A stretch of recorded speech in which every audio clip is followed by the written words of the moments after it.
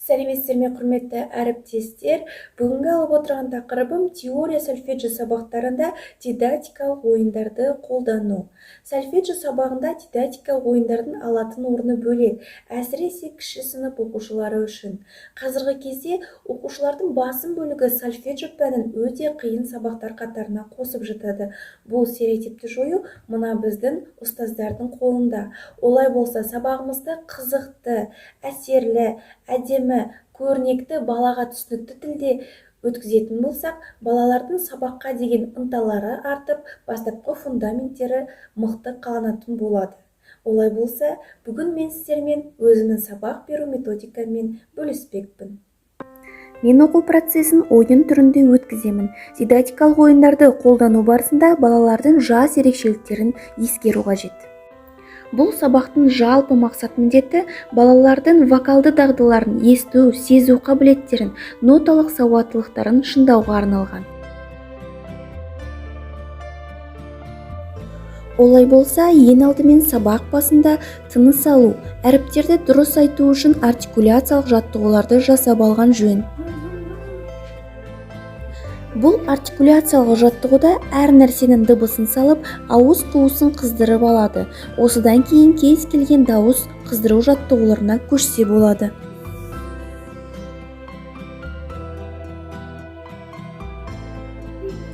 Оқушылардың есту қабілеттерін дамыту мақсатында аралар ойынын ұйымдастырдым. Ойын шарты екі бірдей дыбысталатын араны көршілес ұяшыққа орналастыру.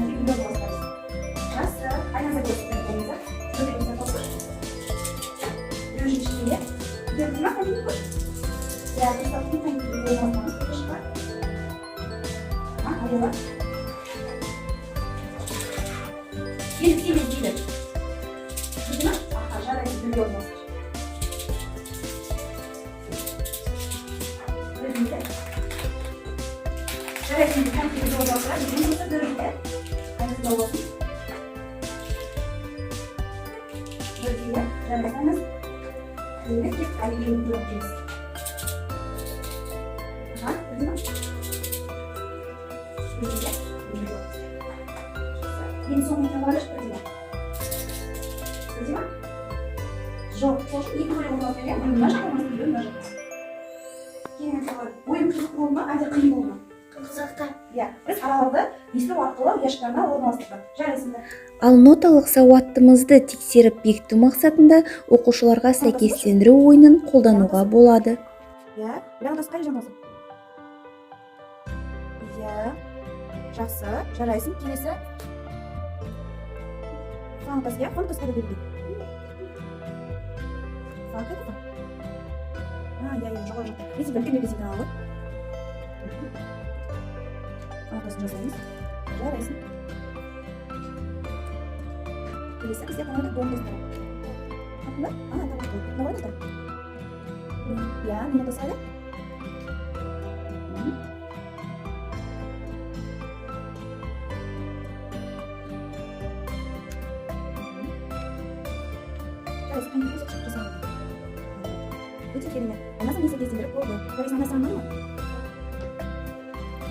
Сольфеджио сабағында оқушы міндетті түрде шығарманы бір мезетте дирижерлап, айтып, ойнап, нотаны парақтан оқи білуі шарт.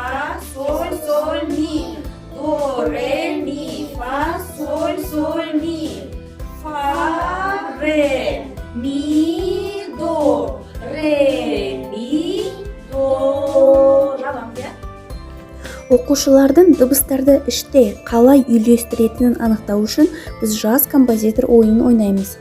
Бұл ойын шарты бойынша балалар өздері әуен құрастырып, оны талдаулары қажет. Әуен құрастырып болдық па? Қандай композитор екен? Кім жазып болды? Мен. Айзада қандай шығарма жаздың? Атауын қалай ойын? Как ты назвала свою поэзию? Good? Рамиля. Дерево.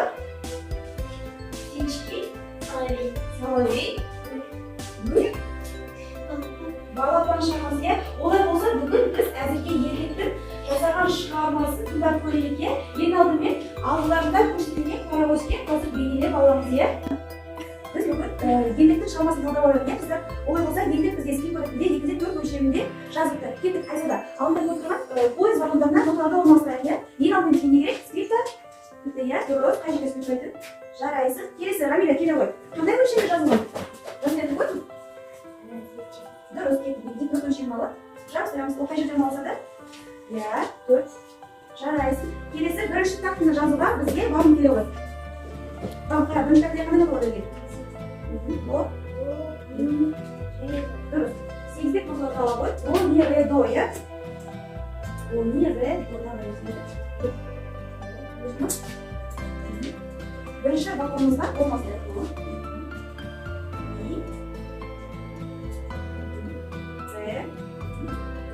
Жарайсың, о, не, ре, до. Екінші тақтыға мұздар келе ғой. Екінші тақтыда бізде келді, қалқан мұздарымызға.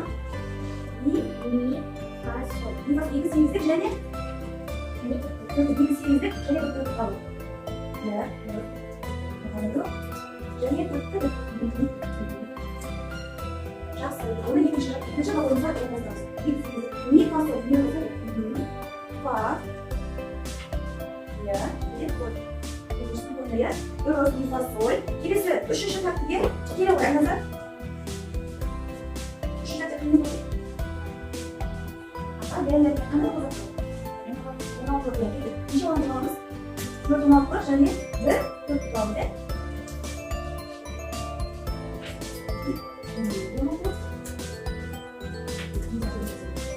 Я, соль. Я.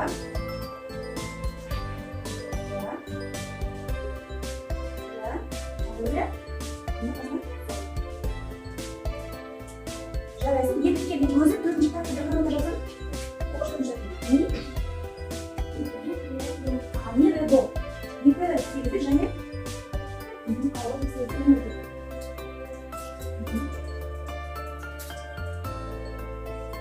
Біздің вагонымға жаз, үшінші тақтың соңына жаз берді. Ми, место, ре, және до. Керемет болды. Сонымен қыздар, біз сендермен бүгін пойызды вагондарымызды толтырып шықтық. Вагондарды нотаға толтырдық, иә. Олай болса, енді осы шығармамызды аспапта енді көзін ойнап, державап айтып көрейік жазып. Қазір біз сенімен сен шығарған әуенді ойнап көрейік және сен бір қолыңмен державап туын керек және әуенді айтып көрейік. Нотасын айтып көрейік және ме?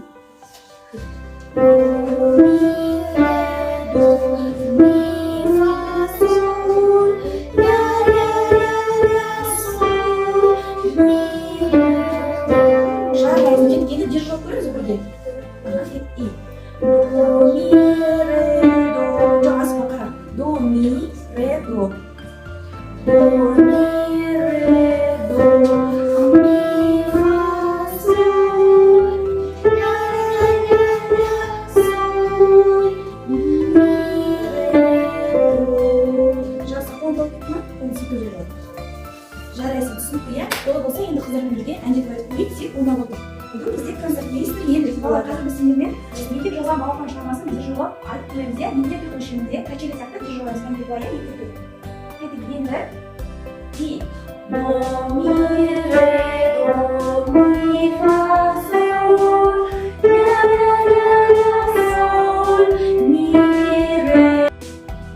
Бұл ойын оқушылардың білім деңгейін ғана анықтап қоймайды, сол сияқты денсаулықтарына да пайдалы, ұсақ моториканы дамытады, әрі қызықты. Сол себепті бұл ойынды ересектермен де ойнауға болады. 8 нота. 16 нота Рамиля тапты, жарайсың. Қандай пауза? Жартылық пауза, иә? Бүтін нота. Рамиля, жарайсың. Қайда? Жарайсың. Қайда Рамиля, сен деген нотасынан шықты ма? Қазір Айзада сенің көрейік. Скрипка кілті? Қазір достырымда. Скрипка кілті. Қайда пауза Рамиля? Айзада пауза шықты. Рамиляда пауза шықты, е? Жартылық нота. Қайда пауза сенде? Қайда? Айзада? Пауза шықты, иә? Жарайсың, тағы да бір пауза, төрттік пауза, иә? Тағы да зеркөлер балалар ойын қызықты ма екен? Қызықты, иә? Қайда? Иә, динамикалық белгілер. Не таптыңдар? Не таптың? 8-дік нота, жарайсың. Жарайсыңдар. Рамиля, Айзада, сендер таптыңдар ма? Иә, таптық, иә? Керемет. Келесі ойынымыз балалардың нота ұзақтықтарын қаншалықты меңгергендігін тексереді. Сол сияқты логиканы дамытады. Иә, онда жазалар төрттік нотаны. Үлкен орда. Келесі, төрттік шығу үшін 8-ге біз қандай нота ұзақтығын қосуымыз керек? 8-ге 8. Дұрыс, жазалар 8. Қай нота ұзақтығынан 8-дік нота ұзақтығын алатын болсақ, 8-дік шығады бізде. Дұрыс, төрттік, иә? Демек төрттік 1-ге, одан аламыз 8-дікті, 8-дік шығады. Келесі. Төрттік не? Неге жартылықты болсын? Себебі ол қанша дейсін алады? Дұрыс, 2-ге дейін. Келесі. Жартылық шығу керек. Жартылықтан үлкен нота ұзақтығы қайсысы? Бүтін. Ол қанша дейсін алады? Бүтін.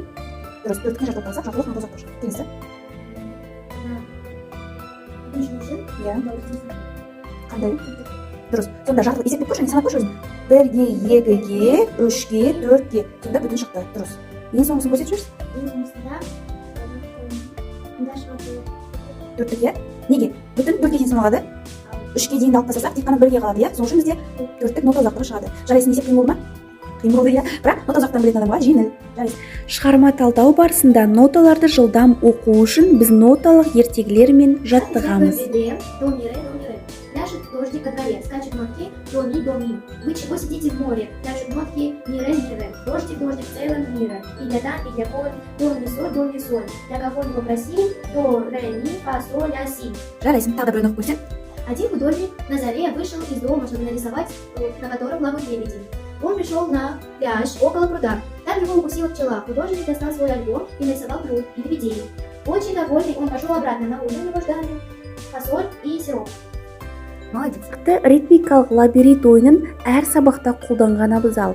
Бұл жаттығумен күнде жаттықсақ, оқушының рефлексі дами түседі.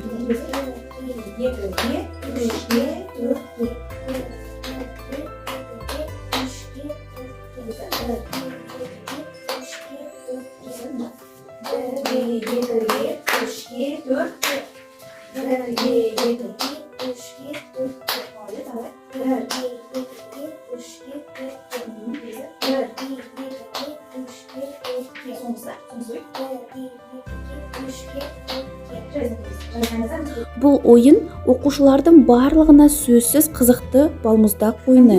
Керекті интервалдарды тауып балмұздақты құрауымыз қажет. Интервалдың орнына басқа да оқу материалын қолдануға болады.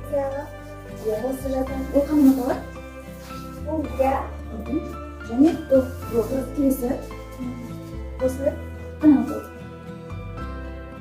Ми, және жоқа ми, фа, фадан не қана болды? Соль, дұрыс, ми, соль. Келесі фа және ля. Иә, қайылы. Фа және ля. Арасында үш нота, сол үшін бұл бізге терция болды, бізге терция. Жарайсың, келесі қайыл. Қандай сон деген? Унисон дегеніміз не? Унисон дегеніміз бір дауыста бір дауыста орындалуы, иә? Кейін унисонға берілген нота жоқ дейміз. Қайсы тапсырмада унисон кезіп көрсетесіз? Осыны? Иә. Burada. Mesela notasına koştu. Bu, bu, kelisi. Çok iyi. Nisan. Ya, notasına ayet son notasına notasına koyuyorlar. Kelisi karşı sonra kanday geliyor. Kazak, ya. Kazaklarda o bizim işe gösterdi. Dört dosttan kalan kapın var. Dört dosttan o koyuyor. Notalardan da birinci kere var. Do, және до, келесі ре, фа, до, фа, ол бізде қазақ қалады. Келесі бұл қандай? Екінші бөлімде ол бізде ре, және сол, дұрыс, ре, сол нотасы. Керемет, қандай қазақ қалады? Қайда? Қандай нота жерге? Соль, және до, керемет, жарайсың, алма. Қандай? Берді. Таза? Қима, иә? Таза қима. Таза қиманы табамыз. Қара, мұқият қара. Екі, бірден одан бір уақыт ойналуы, немесе бір нота. Бірақ нотаның басылуы. Таза қима. Осы уақыт? Иә, бұл. Біз қандай нота? Си, келесі. Осы. Фа. Келесі. Осы. Бұл қандай нота? Қараға мұны ре. Жоқ қара. Си. Жоқ қара, саған. Қалайтынан бермесі, иә? До, ре. Иә, дұрыс. Иә, жақсы өзіміз аласың. Ля нотасы. Келесі қара. Кішкентай. Кішкентай. Кішкентай. Секстер. Таңертең мәжірден секстер деген бұл неше дұрысты? Секстер, 6 дұрыстан құралған интервал, иә? 6 дұрыстан құралған интервал бөлігінен қатан болып үш. Мысалға, қайсы? 6 дұрыстан. Жоқ, бұнда неше дұрыстан? 6 дұрыстан. Сонақ қой мысалы. Фа, иә? Фа берген. Фадан бастап. До. Ре, бимона, иә?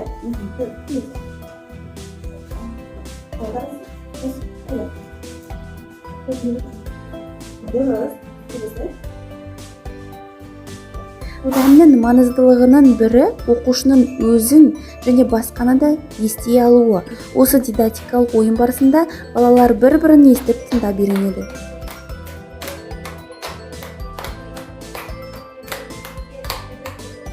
Әр жастағы оқушылармен ойнауға болатын ойын түрі бұл монополия. Бұл жерде оқушылардың теория сольфеджио пәнінен алған білім деңгейлерін анықтаймыз.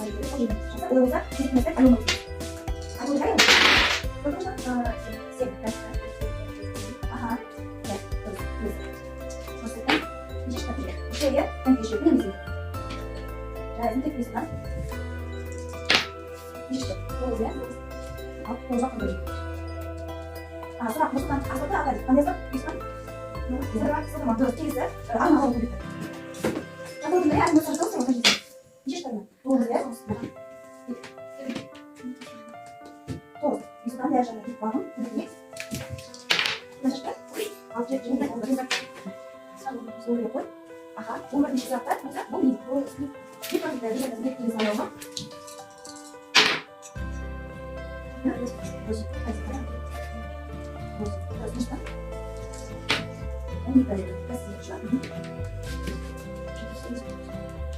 У них через смотрели на радио, я могла брать и на радио.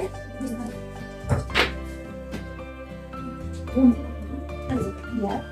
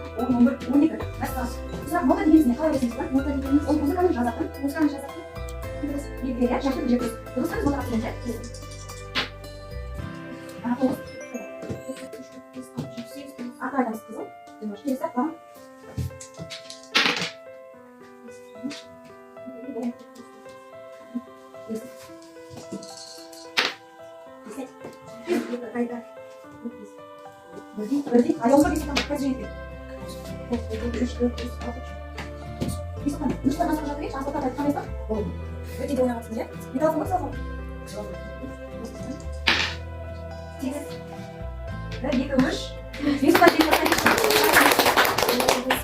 Осындай түрлі түсті әдіс тәсілдерді, дидактикалық ойындарды қолдану арқылы өзіміздің көздеген мақсатымызға бір табан жақындай аламыз. Сөз кезегімді Адольф Дистербергтің нақыл сөзімен аяқтасам. Оқушының түсінгендігінің шын белгісі «я» деген жауап емес, шәкірттің жүзіндегі қуаныш. Назарларыңызға рахмет.